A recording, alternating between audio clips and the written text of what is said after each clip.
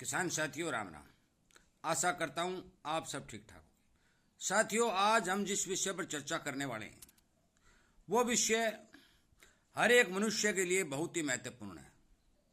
और यह महत्वपूर्ण इसलिए है कि इस विषय पर यदि हम विचार नहीं करेंगे, गौर नहीं करेंगे, तो चाहे वो किसान हो, चाहे वो व्यापारी हो, चाहे वो कर्मचारी हो, जितने भी काम करने वाले हैं, उन सब के लिए ये भारी नुकसान देने वाला विषय है। इस पर विचार करना भी जरूरी है और इस पर सोच समझ कर कार्य करना भी जरूरी है।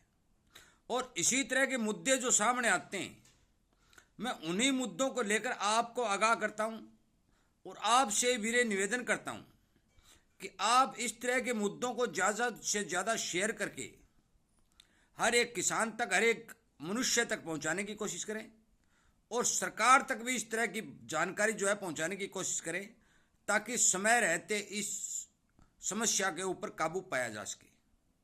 और इसी तरह की जानकारी आपको मिलती रहे, इस बात के आप इच्छुक हैं तो इस चैनल के साथ जुड़े, सब्सक्राइब करें और इसके सामने वाली घंटी का बटन दबाएं, क्योंकि इस चैनल के ऊपर किसान हित से लेकर के हर एक विषय जो मनुष्य के काम की बातें हैं, जो मनुष्य के भले की बातें हैं, वो हर समय वीडियो बनाकर आप तक पहुंचाई जाती है। साथियों, मैं आपको बता देना चाहता हूं कि कल एक मैंने वीडियो अपलोड किया था और वो वीडियो था नकली सरसों के बारे में।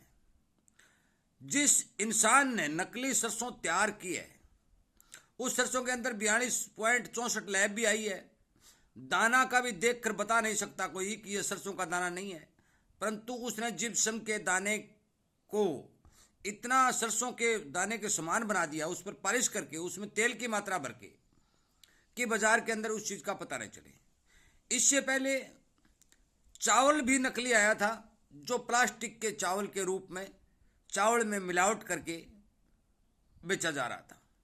साथियों, सरसों नकली तैयार हो गई, चावल नकली तैयार हो गया, दवा नकली तैयार हो गई, खाद नकली तैयार हो गया, बीज नकली तैयार, दूध नकली तैयार, घी नकली तैयार। मेरा कहने का मतलब है कि जिस भी चीज के मनुष्य हाथ डालता है या खरीदता है या उसको काम में लेता है, वो हर चीज इस भारत देश के अंदर नकली तैयार हो चुकी है।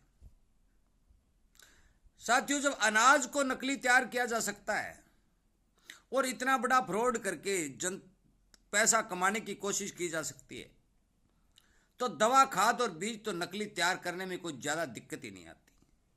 साथियों, मैंने एक वीडियो पहले भी बनाया था और उसमें आप सबसे ये प्रार्थना की थी कि ये मेरा वीडियो ज़्यादा से ज़्यादा करके सरकार तक पहुंचाने की कोशिश करें। वो वीडियो सरकार ही यदि सुनती है और उस पर अमल करती है तो उसमें ही इस बात का हल निकल सकता है। और वो वीडियो था कि जिले वाइज सरकार एक जांच लैब खोल दी जाए। यदि जिले वाइज जांच लैब होगी तो किसान खाद हो, चाहे बीज हो, चाहे दवा हो, कोई भी चीज हो, उसकी जांच करवा सकेगा। अन्यथा इस बीमारी का कोई तोड़ नहीं है, क्योंकि यदि हम अब नरमा की फसल आने वाली है, हम उस दवा जो बाजार से खरीदेंगे उसमें स्प्रे करने के लिए, तो असली और नकली की पहचान नहीं की जा सकती। सेम बोतल है, सेम बेंच नंबर है, सेम रेट है, सारा सिस्टम सेम है, उसके अंदर वाला घपला है। अब बताओ, इसी तरह बैग है, डीएपी बैग जो खरीदे थे सरसों और गेहूं की संबिजाई के समय, काफी मात्रा में नकली डीएपी मिली थी। पोटास की तो आप बात ही छोड़ दो, क्योंकि जयपुर साइड से नमक लिया कर उसके ऊपर लाल रंग कर करके पोटास के कट्टों में भर भर के किसान को पोटास के नाम से 1700-1800 रुपए में नकली पोटास बेचा गया। साथियों, इस देश की ये मान के चलो दुर्भाग्य है ये देश का, कि इस देश के अंदर मनुष्य ही मनुष्य को मारने पर तुला हुआ है। नकली सामान बेचने वाले बेच के निकल जाते हैं, चाहे करोड़ों का, अरबों का, किसी का कितना भी नुकसान हो जाओ, उस बात से उन्हें कोई मतलब नहीं। इसलिए साथियों, इन बातों से सावधान होना ही पड़ेगा और एक एक जो चीज है हमें इस तरह खरीदनी पड़ेगी कि उसको पूरी जांच परख कर ही खरीदनी पड़ेगी। हर एक विश्वसनीय दुकान पर जाना पड़ेगा, अन्यथा आप मान के चलो कि आपका पैसा भी तो लग जाएगा और आपके कोई दवा है, खाद है, वो काम भी नहीं करेगी। साथियों, मेरा वीडियो बनाने का यही मेन मकसद है कि आप कोई भी चीज बाजार से खरीदें, पूर्णतया सावधानी पूर्वक खरीदें, ठोक बजा कर खरीदें। पहले बुजुर्ग जब मिट्टी का घड़ा लिया करते थे, उसे टनाटन बजा कर लिया करते थे कि इसमें कहीं कोई लीकेज तो नहीं है। आज का नवयुवक दुकान पर जाता है या बाजार में जाता है तो ये कह देता है कि ये सामान देते हैं, वो घाल के पैकिंग करके दे देता है, उसे पैसे दे देता है, उसको इस बात का पता नहीं है कि इसके अंदर है क्या। इसलिए साथियों, जागरूकता सबसे बड़ा धन है। आप जागरूक बने। इन नकली सामान बेचने वालों पर हम तो अंकुश नहीं लगा सकते, क्योंकि यदि सरकार चाहेगी तो भी नहीं लग सकता, क्योंकि चोरी छिपे चलता रहेगा।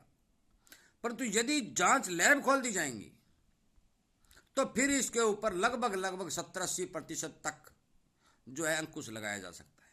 इसलिए हर एक राज्य के किसान को, हर एक व्यापारी को, हर एक दुकानदार को, जिस धंधे में जो काम कर रहा है, उस हर एक जीव मनुष्य का ये फर्ज बनता है कि सरकार से जांच लैब खोलने की मांग करे। और जो बिहार सरकार दे रही है, बिहार सरकार खाद और बीज दवा की जांच की लैब, मिट्टी की जांच की लैब ये खोलने के लिए अनुदान देकर गांव-गांव या ब्लॉक स्तर के ऊपर जो जांच लैब खोलने की स्कीम मैंने वीडियो के माध्यम से बताई भी थी, अब चल भी रही है, वो खोली जा रही है। इसी तरह पूरे देश के अंदर जांच लैब खोली जाएं ताकि इस नकली सामान से हमारा पीछा छूट सके। साथियों, जब नकली सामान का वीडियो देखते हैं तब आश्चर्य होता है कि हो क्या रहा है, परंतु दवा नकली है उसका तो हमें पता नहीं चलता। वो छिड़काव करने के बाद या खेत में डालने के बाद हमें 10 दिन या 15 दिन बाद में पता चलता है कि हमारी दवा ने कतई असर नहीं किया, कोई रिजल्ट नहीं आया। इसी तरह खाद का हमें कम से कम महीने बाद पता चलता है कि इसका कोई रिजल्ट नहीं आया। और इतना जब गैप महीने और 20 दिन का हो जाता है तो हमारी फसलें चौपट हो जाती हैं। साथियों, मेरा आपसे विनय निवेदन है कि आप सावधानीपूर्वक सामान खरीदें, जागरूक बने और हर एक नेता से, हर अफसर से, हर सरकार से, हर राज्य की सरकार से यह मांग करें कि हमारे यहाँ जांच लैब खोली जाएं ताकि हम इस नकली सामान से पीछा छुटा सकें, हमारा कम से कम नुकसान हो। साथियों, जब खाने पीने से लेकर खेती में यूज करने वाली चीज़ों तक हर सामान नकली तैयार हो गया तो इससे बिना जांच के, बिना अंकुश लगना असंभव है। इसलिए कृपया करके मेरी बात पर ध्यान दें, इग्नोर न करें।